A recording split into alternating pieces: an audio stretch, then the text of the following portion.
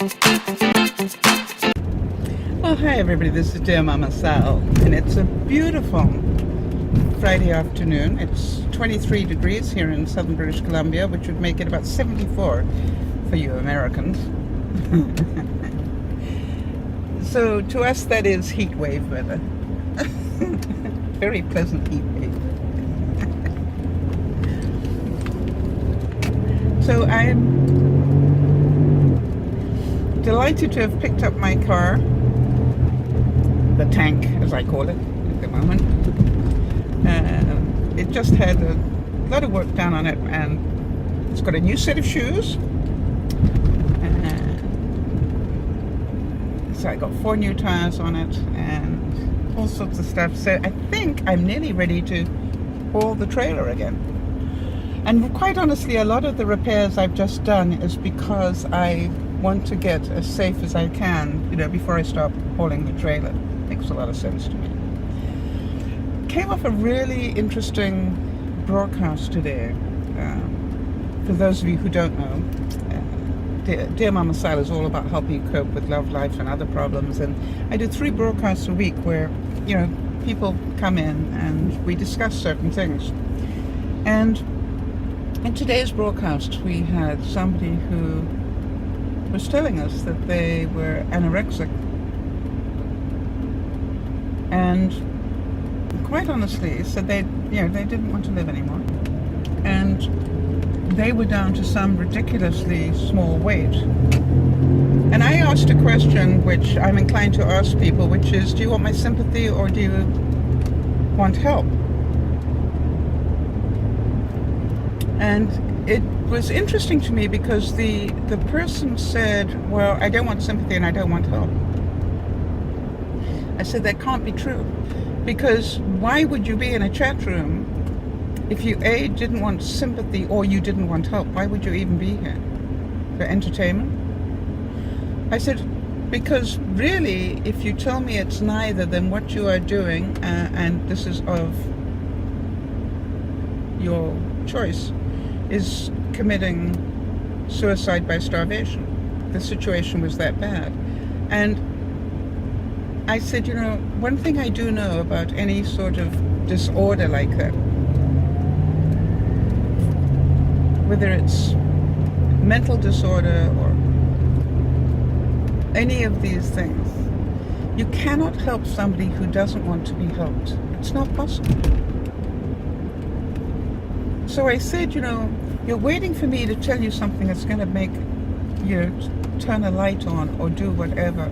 And I said, I'm not sure I have those words. When you are in the situation that you're in, you need some good help and long-term help. It's not, I think I'll pop into a chat room and fix this type help. It's, this is like, you got some serious stuff going on. And then she was even telling me, and to my horror and everybody else's in the room, I'm sure, that, the paramedics have been called recently and literally tried to put glucose into her, and she refused it. Fought them. And the paramedics are telling her, if you don't eat anything, you're dead. And she's advertising the fact that she only eats once a week, for goodness sake. Well, what chance has your body got? That's committing suicide. That's not, I got a bit of a disorder. That's a very different story. So I don't mean to sound harsh about it or uncaring, but I basically said, how can I help you? I can't help you. If you're making these choices that you just don't want to help yourself, that is your right. This wasn't a teenager, this is an adult woman. I said, however, if you decide to do something to help yourself, like actually go to the hospital and check yourself in and let them feed you with food intravenously or whatever they need to do. I said, if you don't like eating, then drink, and sure, do something that gives you vitamins. Drink a smoothie. You don't want to eat, that's your right.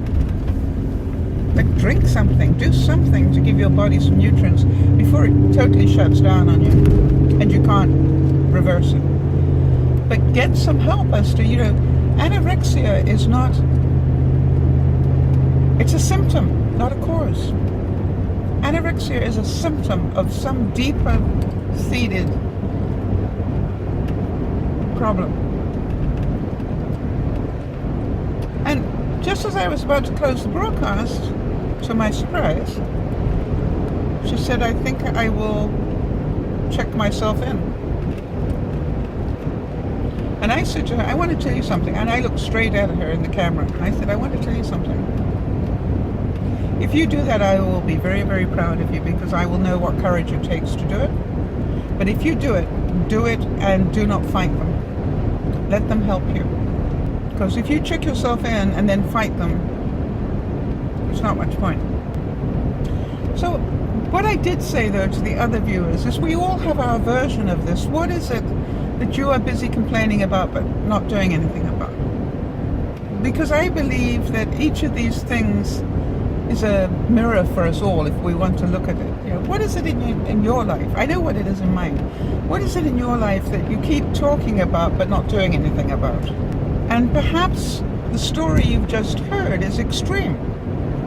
But I do believe that each of us has our version of this. I was explaining to them that, when you look at it, I have cut my calorie intake by half, and maybe more, I don't know.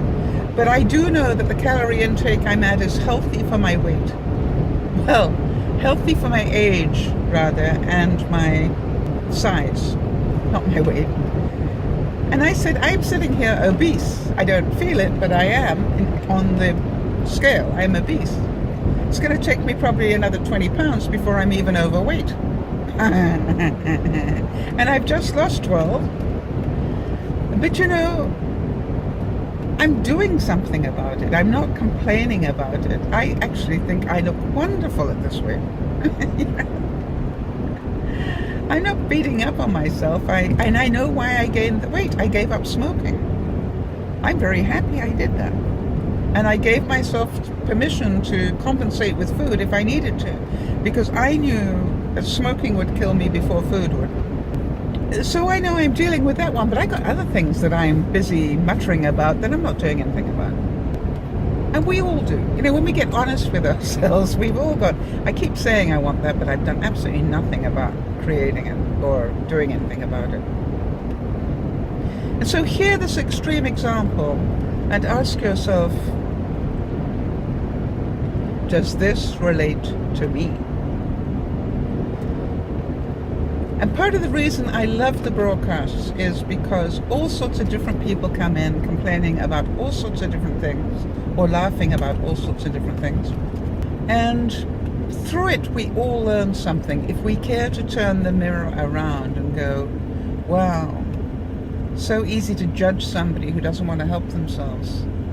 But hold on a second. What about me? So I'm going to continue to enjoy my Friday afternoon and get ready for the next broadcast. So in the meantime, continue to look after one another, but as usual, remember to look after yourself first. This is DearMamaSal saying thank you so much for being there. A big virtual hug to you all. And do something in the right direction this week. Bye-bye for now.